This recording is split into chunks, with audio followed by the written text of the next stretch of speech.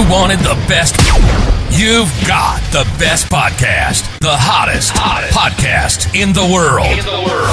The Chris Voss Show, the preeminent podcast with guests so smart you may experience serious brain bleed. The CEOs, authors, thought leaders, visionaries, and motivators. Get ready. Strap yourself in. Keep your hands, arms, and legs inside the vehicle at all times, because you're about to go on a monster education roller coaster with your brain. Now, here's your host, Chris Voss. Hi, folks. It's Voss here from the ChrisVossShow.com. There she is, ladies and gentlemen. The Iron Lady sings it. That makes it official. Welcome to the big show. We certainly appreciate you guys coming by. As always, refer the show to your family, friends, and relatives. Go to goodreads.com/Chris Voss, LinkedIn.com/Chris Voss. Subscribe to the big LinkedIn newsletter. The thing grows like a weed. Like every day it goes out on the weekdays. People love the damn thing. And I didn't even know there was that many active people on LinkedIn, but I guess there is. Join the 130,000 group on LinkedIn as well. Go to Chris Voss, Facebook.com, and Chris Voss1, Tickety Talkety.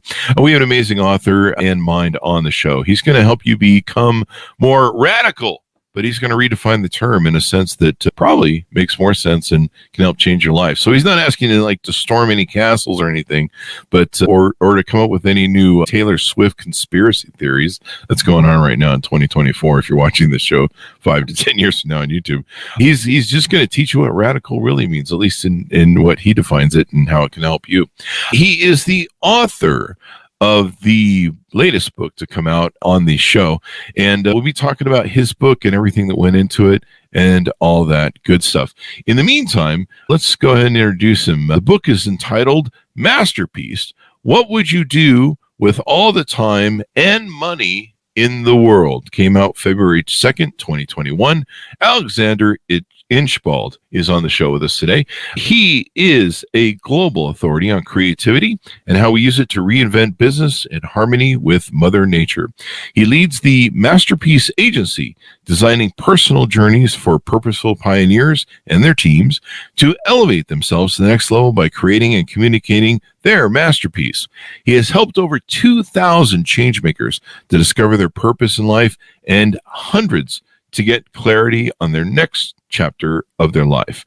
Everything he does is based on his mystical experiences, painting around the world in blizzards, gale force winds, and tropical storms. These experiences in his research into psychology, physiology, metaphysics, epigenetics have helped him realize we are not passive participants in a universe beyond our control, but active creator of our own playground. He is a best-selling author a few times over and has worked on all of the United Nations Sustainable Development Goals for some of the largest and most recognized companies, including the UN, the World Health Organization, the Red Cross, UNICEF, HP, Samsung, P&G, Unilever, Mercedes-Benz, Chloe, and Roche. His paintings have been exhibited at Google and Tesla, and he lives with his family above Lake Geneva. Welcome to the show, Alexander. How are you? I'm very well, thanks, Chris. Thanks for having me. Thanks for coming. Boy, that's quite a resume you got there. You've worked for a lot of great companies and helped envision them. Give us your .com so people can find you on the interwebs, please. So if you want to go and see my paintings, go to my personal website, Alexander-Inchbald. So that's inch as in a measurement and bald as in, if you're watching this on video, you'll see that there's not much hair on my head. So inchbald.com. And for the Masterpiece Agency, it's the Masterpiece.agency, the Masterpiece, all one word, .agency. There you go. I've been looking over your photos and videos. People got to see this at alexander-inchbald.com, where you're literally on like mountainsides and up on rocks painting beautiful mountain vistas and lakes and stuff. But you literally have this giant easel, looks like a giant TV strapped to the ground. And clearly you've got it strapped down so it doesn't blow off. Away from some of the Cheshire. But this is wild. I mean, you're just out there in the element, painting these beautiful vistas and stuff. Yeah, look, I'll tell you one very quick story. Actually, two very quick stories. So the first one, painting up at 3,800 meters, which is over 10,000 feet, painting Mont Blanc. It took me 45 minutes literally to tie this canvas to the railings because the wind, literally, it was a 50-mile-an-hour wind. Horizontal, snow blowing into my eyes. And another one, you can see the video, and there's an interesting story around that because I couldn't actually see the mountain, and come back to that one. But the second story, right, like this really big easel, one of the biggest easels I've ever painted outside. And you can see this video on my website. It's a painting of the Aletsch Glacier, the longest glacier in Europe, which is about 16, 17 miles long from top to bottom, predicted to disappear by the end of the decade, thanks to global warming. Wow. Goes from the Jungfraujoch right at the top and the Eiger, the north face of the Eiger, all the way down to the bottom. And this big canvas that I painted. And if you go and watch the video, you'll see something extraordinary happen right at the end. He said, I tie it down so it doesn't blow away. Go and watch the video and you'll see exactly what happened. It's quite extraordinary. I've never seen anybody do that. Who's that famous guy who with the hair, Bob? What was his name? He'd do those PBS shows where he'd talk really softly to him, kind of meditatively. Bob, I want to say Bob Proctor? I don't know who the guy was on. I think people know what I'm talking about. He had the big afro hair in the 70s. Oh, okay. No, that's not Bob Proctor. Do you know what? Living in Europe, we don't get PBS. Well, that's true. That's true. It's got the BBC and you can't swear. There you go. Yes, that's quite the interesting television you have over there. But you do have Monty Python, so we forgive you for that. Yeah, there you go. And a lot of other great shows. I grew up watching, who's the guy with all the chicks running around all the time, super fast, sped up? The Saint or? No. There was the circus music that went with everything he did was sped up. It was, boy, it's right on the tip of my head. It'll come to me. But it wasn't the most cleanest show. So your book, Masterpiece, what would you do with all the time and money in the world? Give us the 30,000 overview. What went into this book? Everything, my entire life. It tells my life story. Okay. How I suppressed my creativity. Age 16, my dad basically came to me when all I dreamed of doing was becoming an artist, and he said, I know you've just painted your best painting ever, but I've just spoken to your art teacher and your mother, and we've come to the conclusion that you are not good enough to become a professional artist. Wow. And my dreams were devastated, Chris. Like, that was my dream of doing that. And I went rock bottom. And when I say rock bottom, I don't think you can go much lower. I stopped eating properly. I ended up drinking a lot at university. I ended up in hospital twice, thanks to drinking too much. Wow. And, that whole journey was a journey down. And what I discovered in the process was how you can suppress creativity. You can't kill it, Yeah. Ken Robinson, bless him, no longer here. In his famous TED Talk, he says, "Do schools kill creativity? You can't. You're dead if you kill creativity. So you can't do it." But it then compares Vincent van Gogh and Michelangelo, and compares the two of them, and both of them had exactly the same thing happen. Wow. And the difference between them, without giving the game away, is that Vincent listened to his father and stopped painting for 12 years. Wow. And I stopped painting for 14 years, and Michelangelo did it anyway. Came home, was beaten by his dad, did it anyway, continued, created his first masterpiece age 25, and painted until the age of 8, or created masterpieces until the age of 87. Wow. Whereas our friend Vincent, over here, the mask, if you're watching this on video, died at the age of 37. So it then goes on to deconstruct what happened with both of those, and then applies the principles behind that to how you can unlock creativity in yourself, create your masterpiece, and how you can do it in business as well with your team. There you go. There you go. You're only, I think you said you were 16 at the time, right? Yeah. Yeah. I mean, you're still a developing artist at that point. I mean, people, if you're like in a band, you don't musically kind of hit your stride till maybe a few years later or whatever, but you're still developing, right? What did your dad want you to do? Do you want you to go get a real job sort of thing, work in the mines, or what was his intent there? You have to understand where he was coming from at the time. Where did he want me to go? He wanted me to go into business because he thought that was how I'd make money. What I didn't know at the time was that he was going through some pretty big challenges himself. Wow. And he was just projecting those onto me. So 2 years earlier, he was the youngest partner in the company, the real estate company he was a partner in, and their company had almost gone bust. And a year afterwards, thanks to the stress, he had 3 foot cut out of his stomach. So geez. he was a guy who was stressed, right? Mhm. He was doing this not because he didn't like my art, not because he didn't love me. In fact, on the contrary, he thought he was doing the best thing for me. Yeah. And you know what? If I'd never gone that low, I would never have worked out how to liberate creativity, and I wouldn't be doing what I'm doing now. And the hundreds of people that I've worked with around the world, I wouldn't have helped them. There you go. Liberate creativity. I like that. That could be a title of a book or a t-shirt or a coffee mug. So there you go. So story of how you went through that adventure and refound yourself, I guess, after 14 years of giving up on it. And how did you come out of it? How did you reawaken and after 14 years and go, screw what my dad said. I'm gonna do this. First of all, I left the country. So I was living in the UK, and I moved to the Alps, and I was living on top of a mountain. And on my 30th birthday, I remember sitting there with a friend and saying to him, I'm going to start painting again. And it still took me 6 months to pick up a paintbrush. And I started painting, and I was inspired by a quote by the author Paulo Coelho, and I painted this piece, and I shed floods of tears the first time, Chris. Oh, wow. And then all the times that I hadn't painted, all the times that I'd suppressed this artist inside me. And then I just started painting again. I mean, the first paintings, let's be honest, they were rubbish. Well, yeah, you gotta, no one, I don't think any artist has ever painted a masterpiece in their first try, right? No. Maybe they have been. There's probably some talent people that are good at. Pablo Picasso, I mean, he was painting pretty amazing pieces at the age of 9. Oh, geez. There's Mozart, he was composing symphonies about the same age. There are people who come out and they're just genius.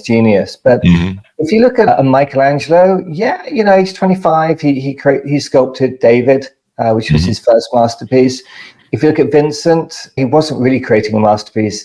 The Dutch will hate me for this, but until the age of 35, I would say. And it was only in the last 2 years that he was really creating anything of any merit. And then we look back and we go, oh, look, there's the journey. And these are masterpieces. Between you and me, I'm not buying it. Yeah. Most people don't know. I just made this up. Most people don't know the reason he picked David and not Chad, because Chad actually was better hung. He just didn't have enough clay. And so, or stone. Wait, hold on. This joke just started failing because I don't know whether it's clay or stone because I've never seen it in person.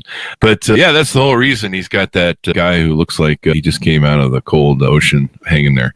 Anyway, that's I don't know. We write the jokes sometimes in my head on the fly, and sometimes they're working until is it? Nobody would ever tell, Chris.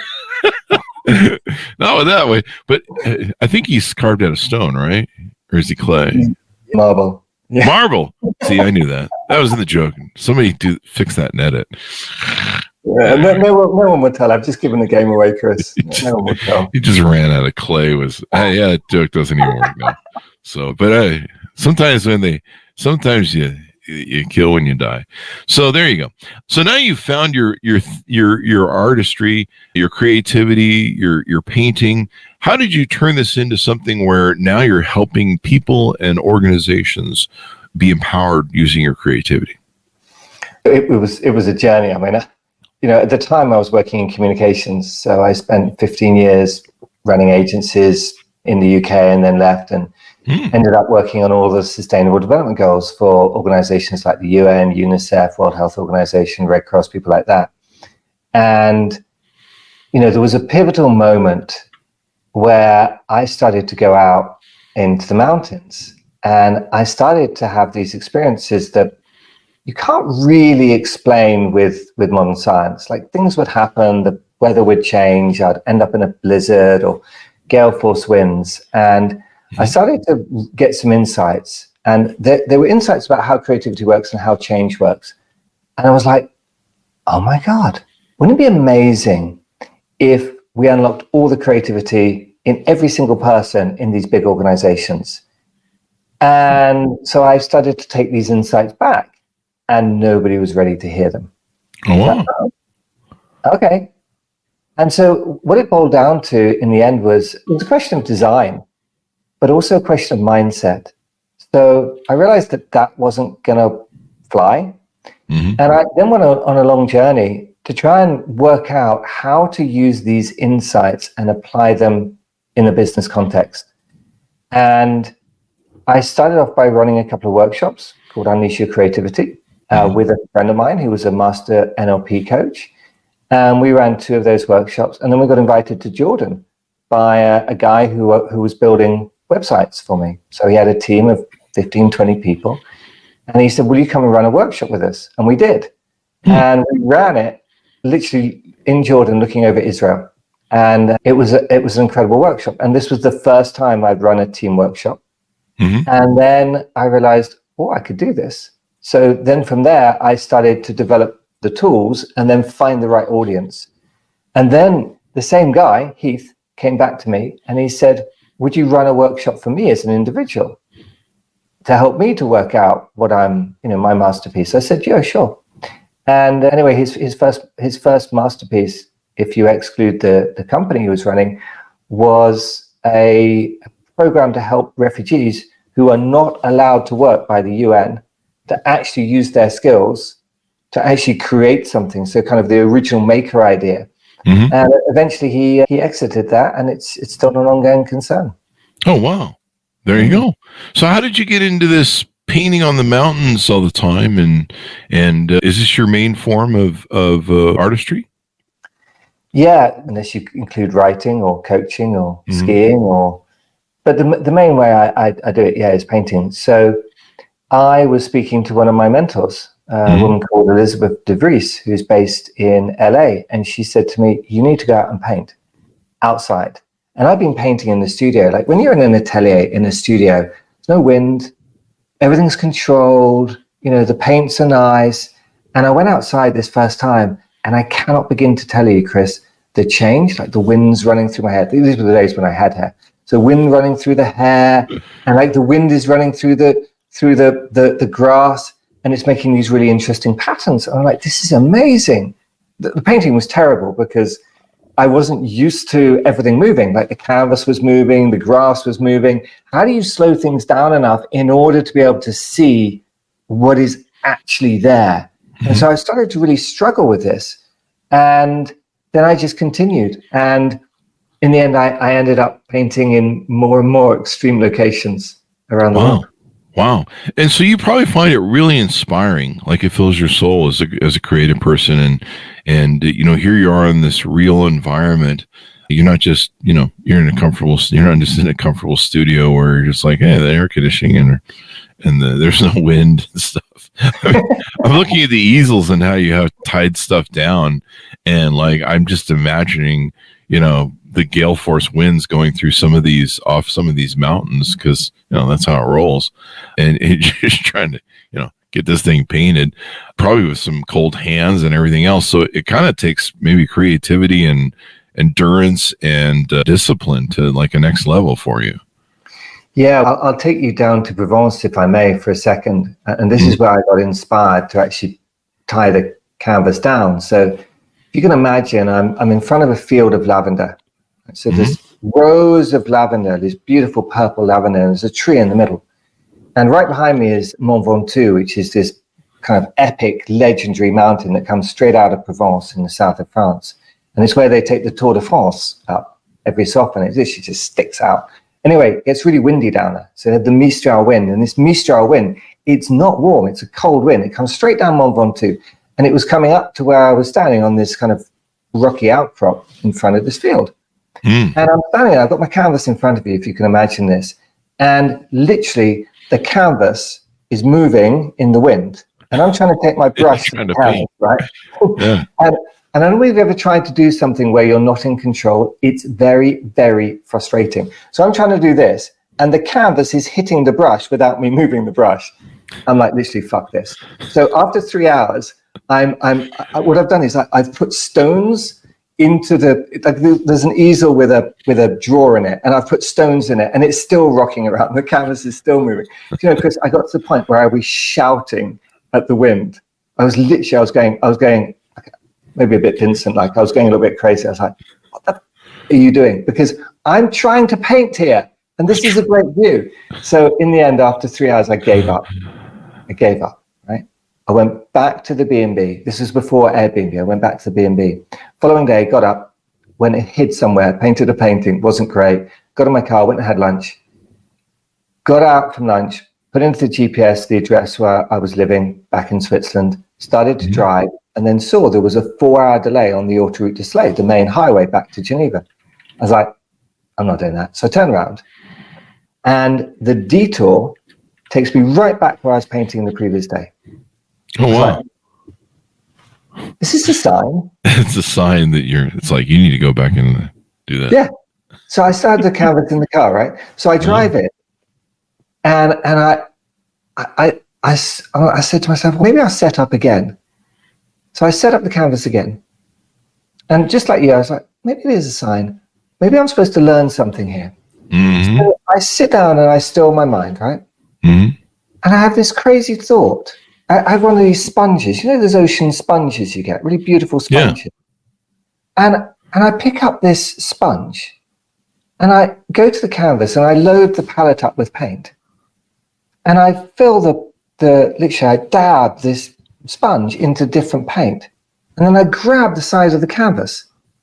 And I suddenly have this revelation, which I don't think I was conscious of at the time, that the only thing in this whole landscape, the trees blowing in the wind, the lavender's blowing in the wind, the canvas is blowing in the wind, everything's blowing in the wind except this dumb Brit standing in the wind trying to resist the wind. You see this, right? Yeah. And at that moment, I was like, what if I just allow the wind to move through me? And I followed the line of the wind, and the whole canvas transformed in literally 10 minutes. I was like, wow, what just happened here? Oh, wow. And this was the beginning of a revelation.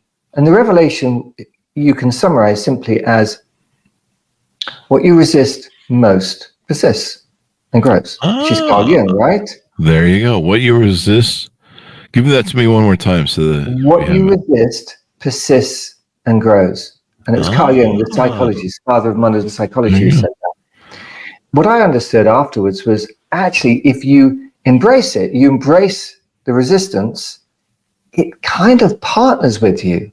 Ah, there you go. And you were kind of resisting your creativity for 14 years. So that was festering, and now you finally embraced it, right? Yeah. And, who else is doing that in the world? How many of us have resisted our own creativity? How many of us have said, I'm not artistic. I can't draw. I can't paint. Mm-hmm. I'm not creative. Well, where does that come from? People told us that, don't be creative, or you suck at this. Usually. Yeah. Just like my dad. Yeah. I mean, school kills a lot of creativity. That's why I had trouble in school, is because I have a pretty creative mind and a lot of pattern recognition. And so I figure stuff out pretty quick. I seem to have some sort of, I don't know, I've always had it since I was young. I figured out a lot of things were bullshit when I was young. And maybe it might have been a response to growing up in a cult and seeing what that was about. I think that's was incredibly traumatizing. It helped me recognize patterns very quickly. So it may have been a survival tool that I was going through, that in a chaotic childhood. But doing those things really helped me develop. But in school, creativity just kills, or schools kill creativity. I mean, they want you to, I always have this image in my head that I always go back to. You probably seen this, but Pink Floyd's video of The Wall, where the kids are marching lockstep through the machinery of a production line at a factory, just always comes to mind. That's always what I think of. And I think there's, it used to be, I don't know how things are going in your end of the world over in Europe, but here in America, they've killed off a lot of art classes. A lot of liberal art stuff has gone out the window with budgets and stuff.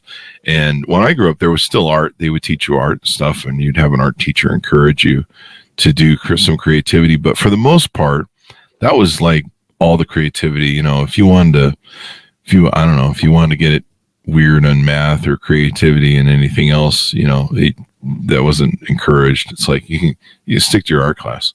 So yeah, it's interesting how that's working out right now. And now, how does that lead? Repressing who you are or what your talents are. or what you want to do. How does that lead into what we teased out earlier in the show about radical? You talk about having a radical agency is what we talked about in the green room of your show as on your website. What does radical mean to you, and does that play into what we were talking about just now? Yeah, it does. So radical comes from the Greek word radex, which means root. So to be radical is actually to go back to the root, to go back to the origin.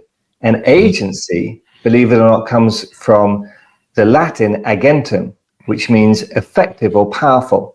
So agency, as we understand it, is only a kind of 18th, 19th century concept, post-industrial revolution, where we will do it on behalf of someone. But the origins of agency are actually you have agency. So a radical agency is going back to the root so that you have agency to create your masterpiece, to bring into the world whatever it is you are here to bring into the world. There you go. So you lead a radical agency, as you put on your website, under Themasterpiece.agency, and you lead personal journeys for purposeful pioneers to elevate themselves to the next level. Tell us about the work that you do there. You've done the work with and you've learned from some of your work with SDGs, the UN, UNICEF, Red Cross, etc. Tell us some of the work you've done with them and work that you do with organizations. Sure. There's kind of really two parts to this. So we do personal journeys for individuals. So people who just want to go out and create their own masterpiece. And then we do work with organizations. And actually, the organizations you mentioned there, I'm not working with those at the moment. Why? Because honestly, they're not going to help us to realize the SDGs. The most we can honestly get from the UN was the SDGs themselves. Why? Because the design of those organizations is designed to create a framework, but not to actually implement it. Now, there may be people listening to this who are now going to disagree with me. Full on, fine. I'm willing to discuss that one at length. The organizations which are really going to make the difference in the world are, and don't get me wrong here, they're doing great work. Okay, so what we're saying is, or what I'm saying is that framework is amazing and the work that they're doing is fantastic, but we can accelerate it. And the organizations which are really going to make the difference are those who are leading with purpose. So what is it we do? We start off by helping somebody to articulate the purpose. I just literally had a conversation about an hour ago, 2 hours ago, with a consultant who's done a lot of big transformational work, and in 26 minutes helped him to work out his purpose. Now, purpose for me is who you are and why you're on the planet. I know for a lot of people, it's what you do. For me, I call that your masterpiece. And so what we do with those organizations is we help them to unlock their purpose, discover their purpose, work out their mission, what they're called to do next, and then link them to creating their masterpiece. And we work with HP, I work with the Chief Sustainability Officer there, and they went off on a journey. They implemented what we developed with PwC. And when they implemented that 3-year roadmap, at the end of it, they were voted by, which magazine was it? Newslife, as the most sustainable company in North America. And they've now been awarded that 4 years running, which is not bad for a company that essentially produces printers and pulls chemicals out of the ground and puts them on paper. It's pretty impressive, right? That transformation. Yeah. Similar journey that we went on with Chloe. They became B Corp certified, first luxury luxury fashion company to become B Corp certified. So that's what we do with teams. And then we do the same thing with individuals, but we can be a little bit more adventurous with where we go. So for instance, last November, we were in Belize. This year, we're going to be going to Kyoto in Japan. We're going to Cappadocia in Turkey, probably out into the desert in Abu Dhabi or possibly in Dubai. We'll be going to, where else are we going to? We'll probably be coming to North America at some point. Yeah, and possibly Kenya. So we have some pretty things here you can paint. We have a few pretty things here. It's mostly concrete and buildings, but there's a couple mountains running around here. We tried to pave over everything as Americans, but there's still time.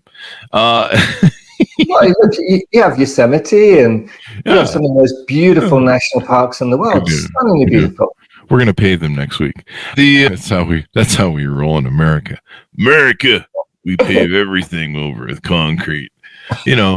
Californians are going to need a place to move after this some crazy storm hitting us that's just burying us with rain. It's like a 150 year event or something. So yeah, it's a little hard to deny global warming these days when you see what's going on. I mean, I think this is the second massive event they've had. They've had I think they had to issue hurricane things for the first time in California or something like that. I was reading this morning. Those of you who are watching, it's 2024. People that comment on our videos from 10 years ago, 10, 12, 15. Somebody did over the weekend. I'm just like, are you seriously commenting on that video, that product?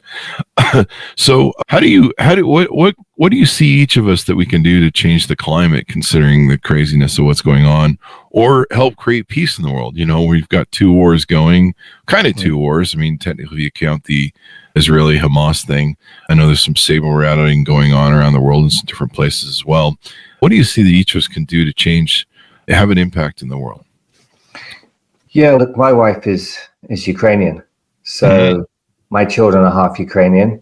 Wow. And in 2014, when pro-Russian troops invaded Donetsk, my mother-in-law was living there. And she doesn't live in Donetsk anymore because she was detained illegally for 10 days by pro-Russian forces. And when she escaped, literally with her life, we said, you need to come and live with us. And that was 10 years ago. So she's been living with us almost for 10 years. So for me, the concept of war is not something that I see out there. It's something I see at home, because when she moved in, she was traumatized. Yeah. Imagine being held with 30 other people underground, being fed once a day, and seeing your co-captors being beaten. Wow. What's that going to do to your psyche? Yeah. And what I realized is that to be a refugee, we see people lose their homes, lose their families, lose all their possessions. But what I don't think most of us really appreciate is that what we really lose is ourselves, because all of those things outside of ourselves actually define who we are. So we actually lose the essence of ourselves. Our identity. Our identity. And herein kind of lies part of the solution. So as Gandhi said, be the change you want to see in the world. Not act on the change, not think about the change, not talk about the change, not do anything. And so we see a lot of people doing, great stuff like, planting trees and recycling plastic. And all of that is great. And we can accelerate that. We can move that faster. How? By reconnecting to our true nature. Because if everything on the planet, all of the tension that we see is created by us in disconnection from Mother Nature, then the simple solution is to reconnect to Mother Nature. How do we do that? We reconnect to our true nature. What's purpose about? It's about connecting ourselves to our true nature. What is my painting about? It's about being in a state where I'm connected to nature. And when we are connected to nature, all sorts of extraordinary things happen. So actually, I think the solution to climate, a solution to peace, is actually easier and far harder than we're told. For me, it's not about doing more, it's about being more. It's about being who we truly are. And if you just put this into context, there's not enough land on the planet to plant enough trees, or to plant all the trees which have been promised to be planted. And I think it was the Today program, the evening show, which pointed that out. It's like, okay, if that's true, then what do? We'll panic, we'll give up. Or is there a simpler way of doing this? And so to me, it's about reconnecting. And what I see is that a lot of people are moving towards sustainability as a reaction to unsustainability. And if you're following the idea of resistance, just, if you resist something, it persists and grows, then the solution cannot be more resistance. Can't be. There you go. So on your website, you have several things that you offer here. Tell us about some of them. You've got purpose sessions on discovering your purpose. You've got a pathway to elevate your perspective. Is that you on the cliff there? It's not actually, not on that photo. There you go. No, it's a beautiful shot, though. It's pretty amazing.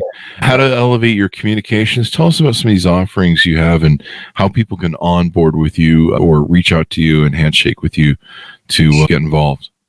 So look, if you fancy working out your purpose, come and join us tomorrow at 12 p.m. Eastern Standard Time. That's 9 a.m. on the West Coast. And that's a complimentary session we run every couple of weeks. If you go to Themasterpiece.agency, and you'll see, as Chris is seeing, there's just a navigation item at the top there on the menu called Purpose Session. Just click on that and follow down and register, and we'll work out your purpose for you. Those sessions are unbelievably powerful, and that's why I do them, because it's so much fun to do. Then if you want to go a little bit further, you mentioned the Masterpiece Pathway. So if you're looking at this on video, you'll see behind me an infinite loop. This is the Masterpiece Pathway, and I'm not going to go into all of it, but really quickly, it basically says, there's an artist inside us, there's a creative director outside of us.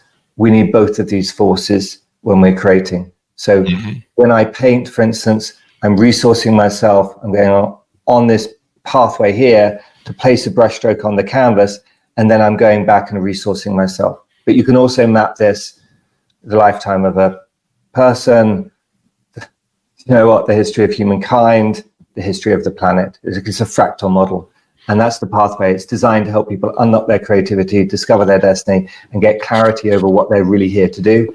And then we offer other retreats, so offline retreats. And the next one's called the Samurai. So we're going to Japan. Samurai is really interesting because, in the Bushido code, which is the code behind the samurai, they say the artist without the warrior is not a true artist, and the warrior without the artist is not a true warrior. In other words, you need both of these aspects within ourselves in order to truly create, which is the same conclusion I came to. And that starts off a sequence this year where we're helping individuals to literally create their masterpiece. But each person, what we do is we work out a journey for them, a specific journey for them. And that may mean offline, it may mean online, it may be in person. It may also mean communications. So for instance, when somebody's worked out what their masterpiece is, we're also there to support them to actually bring their communications, bring that to life through communications, because I spent 15 years working out how to design and develop websites. And so if you go and look at my websites, you'll see the design is really simple, super zen.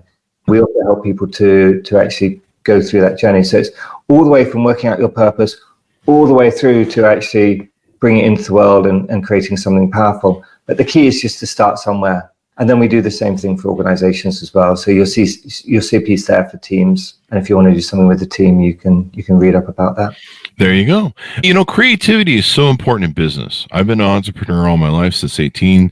Being able to create, being able to have a mindset of everything you build as an entrepreneur. You take something that's nothing and you sit down and you build, sometimes $1 billion companies. You see some of the ideas that Elon Musk has come up with. Not sure he's the most stable guy with some of the drugs he's taking, but these days, but you see, a lot of the vision that he had for some of his companies, how he built them, Steve Jobs and other people around the world that are, kind of stick out in people's mind. But people do that every day with businesses. I mean, sometimes I've sat around in my companies that, 13, 20 years later, I'm looking back at this, sprawling company and hundreds of employees, and you're looking around going, Jesus, I built this from scratch. This is an idea in my head. This is a dream. And for big companies like HP or massive corporations like that, creativity is super important, because if you're not coming up with the latest and newest idea, your competitors are, and bringing them to market. And then, of course, being creative, I think, gives you a different outlook on life than just being lockstep in, this is the way we've always done it, so this is the way we do it. You see companies like Kodak and other companies that fought and resisted, even when they had the ability to eat their own lunch with like digital photography. They're just like, no, we've got to keep doing it with film, and bury that idea, that digital idea. Who's going to want that? It's like IBM. What was the old, I think it was Watson, one of their original CEOs, who said, there's no reason to have personal compute. No one would ever want personal computers. There's only, there's maybe 10 or 12 that need to be done in the world. You missed that ball. So creativity is so important. And I think from a mindset of creativity, you just, your mind is so far expanded. You think about other things than just rudimentary sort of thought processes to get through the day. And it puts you more in touch with the world. And I think, you would say probably the universe and other things. It can make a difference in your organization. And I think it makes a difference in the most successful organizations in the world. Who would have thunk that you could put all those items into an iPhone and build the iPhone? Who would have thunk that you could jack a tactile keyboard on a cell phone like BlackBerry had, and they thought they were the top of the world. They come out with a touchscreen that does it, and all the different innovations, and you see what's come out of the innovations of Apple with Steve Jobs, even the new AR glasses that have come out, or XR, whatever you want to call them this week. I think that there's going to be a creativity splurge that's going to come out of there that's going to be amazing. So creativity is just so important. So, Alexander, thank you for coming on the show. We really appreciate it. Give us a way people can onboard, your .coms, and how people can reach out to you and get on board with you. So go to Themasterpiece.agency, Themasterpiece, all one word, .agency, and just follow that link, purpose session, and sign up, and we'll help you work out your purpose. Or just get in touch if you've been inspired with anything here. You'll see a Let's Talk in the bottom right-hand corner. And if you want to go and get inspired by some of the paintings I've created, go to alexander-inchbald.com. That's INCHBALD.com. And you'll find there a series of videos, some of the pictures that Chris was talking about, me standing on top of mountains, canvases on top of mountains. And you can also step into some virtual galleries there. So, some 3D galleries, and you can see the series of paintings when I was black, when I was white. And then there's also some videos which explain the stories of each of those paintings, because each painting tells a story. And you're right, Chris, we need creativity in the world. And a lot of people say AI is going to solve it for us. AI is only as good as the input. Mm-hmm. And really, we're the creative ones, because we're sitting there, giving the prompts and creating the sort of elements. I see what people are doing with ChatGPT and then different AI image models, and they're playing with them all the time, giving them like different prompts to see what comes out. So really, the kind of the creativity is what we're coming. Most of what's being painted and some of the videos I've seen are really, they're designed by human beings, and human beings being creative, and basically the AI is just being used to paint the pictures of what their creative inputs are doing. So it's almost more like, I don't know. It's interesting to see what AI will come up with, but still we're at the creative core of it. So hopefully it always stays that way, but I don't know. There's still time to turn into Terminator. So that's there. Gotta love those AI Terminator jokes. Dun, dun, dun. So thank you very much for coming to the show, Alexander. It's been wonderful to have you on. Thank you very much, sir. Thank you, Chris. Great to be here. There you go. And thanks, Manus, for tuning in. Order up his book wherever fine books are sold, or you can go to his website. And I think you said it's free on your website. Is that correct? You can download the PDF on my website. So just next to Purpose Sessions, you'll see a link to book. Click on the book and you will be able to download it, or purchase it on Amzn.com. It's also available on lots of other stores as well. If you go to your local bookstore, you should be able to get it too.